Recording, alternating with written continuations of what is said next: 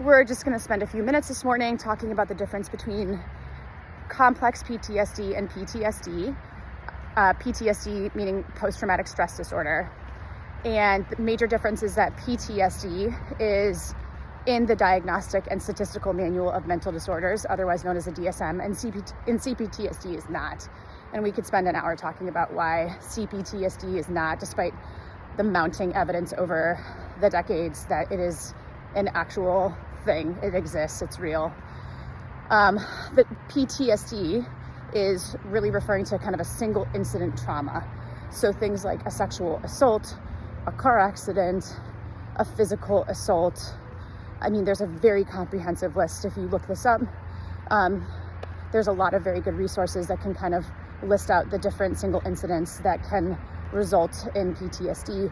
Complex PTSD is also called relational PTSD, and it occurs in relationship with another human being over a period of time. So usually when we're talking about CPTSD, we're talking about the relationship with our attachment figures, the relationship with our first critical relationships, our mothers and fathers, whoever our caretakers were.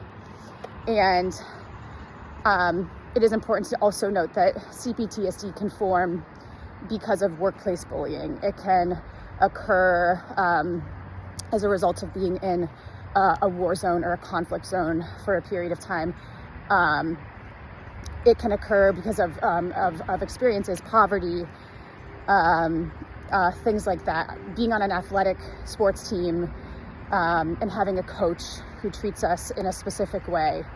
So there's a lot of different things, but I'm going to really focus today on the rupture that occurs in those early relationships, those attachment relationships with our parents usually.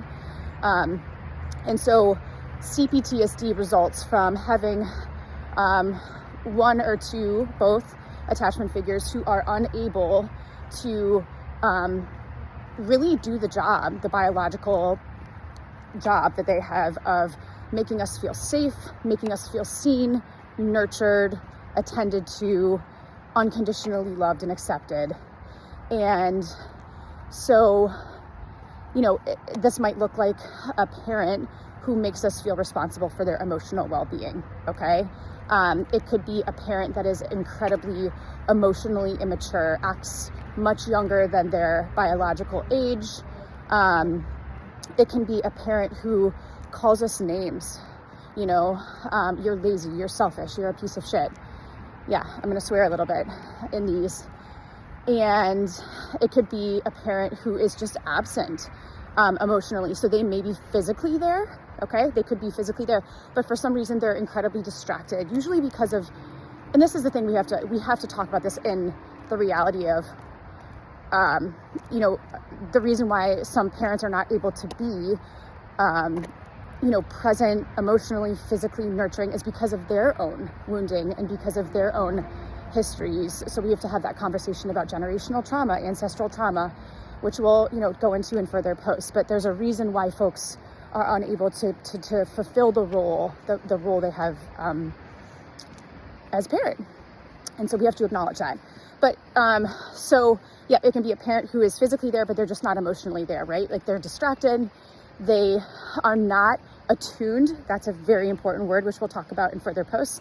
They're not attuned. They can't pick up if there's something wrong with their child, even if their child isn't saying it. Like when your kid is just like acting off a little bit and you know them so well that even if they're saying they're okay, like, something is off. That's attunement. Okay. It's like their body language, it's their behavior, it's their nonverbals, it's all that stuff.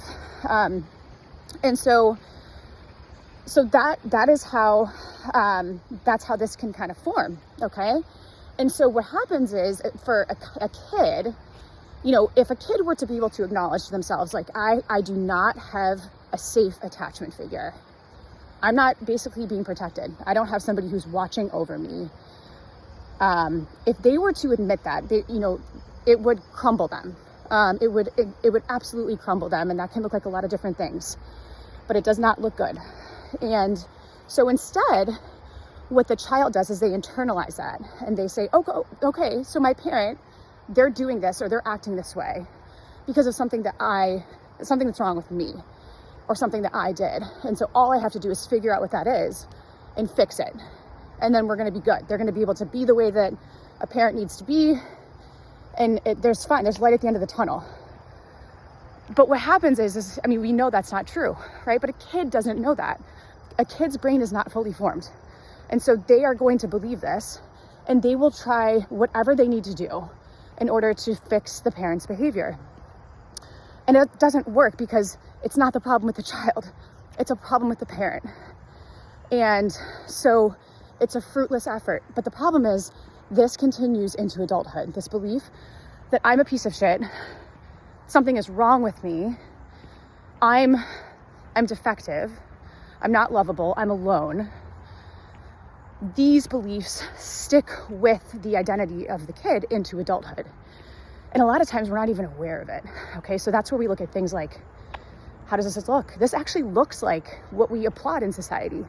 Perfectionism, like an incredibly strong work ethic, overworking, perfect appearance, right? Like just perfect aesthetically, okay? Perfect clothes, perfect hair, perfect body. They don't, rock the boat, right? Really people pleasing. This is where we can see things like that are kind of more obvious and not so obvious. We can see things like substance use issues, compulsive issues. We can see eating disorders, all kinds of different things. And so it's interesting to note that like these are the things that society actually applauds in many ways, right? And so this is really missed, and it's important to acknowledge that. So the good news is that, so the other thing I want to note here is that how does this then show up? If we're a kid who believes that we're a piece of shit, that we're defective, and that carries into adulthood, well, that comes through in our behaviors, but it really will come through in our relationships. So again, relational trauma. We'll see this then in relationships. That means we have a really poor relationship with ourselves. We think of ourselves incredibly poorly. I would even argue like self-hatred. And again, a lot of this is subconscious. A lot of us are not aware of this, okay? And so I just encourage folks to be curious about this.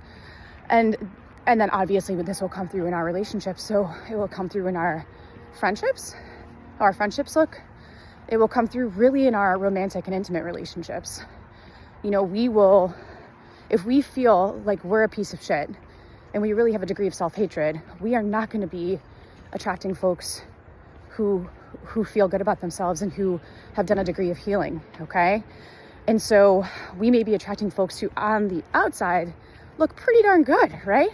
Like they have a great resume, they may look amazing, but there could be a really big issue kind of inside that we're not aware of, and a lot of us don't even discover that for years. And we will subconsciously seek relationships that really mirror or parallel the relationship that we had with our caregiver or caregivers that was unable to be emotionally attuned, to provide that safe, loving, nurturing, consistent, warmth is a huge word, environment. We're going to attract people who we basically kind of recreate that relationship for a variety of different reasons. And that just results in a ton of pain for everybody involved, okay, including children. So 2 books I really recommend, kind of just really hit this topic directly or peripherally, are Dr. Frank Anderson. He is wonderful. He's a psychiatrist. He is an expert in internal family systems. His memoir called To Be Loved, he talks about his own kind of experience with this and relational trauma, and then how this shows in his professional life, his personal life, relationships. And then Dr. Ingrid Clayton in her book Fawning, which is beautiful, and recommend it, and just incredibly powerful on so many levels. So I hope this was helpful.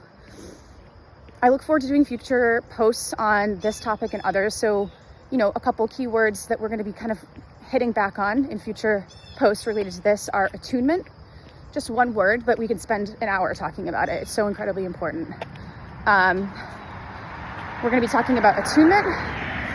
we're going to be talking about how PTSD and Cptsd show up in the aftermath of a life-altering situation like a natural disaster, being in a war zone and conflict.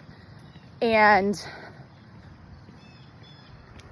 I'm happy that you're just here listening, willing to learn. Have a great day.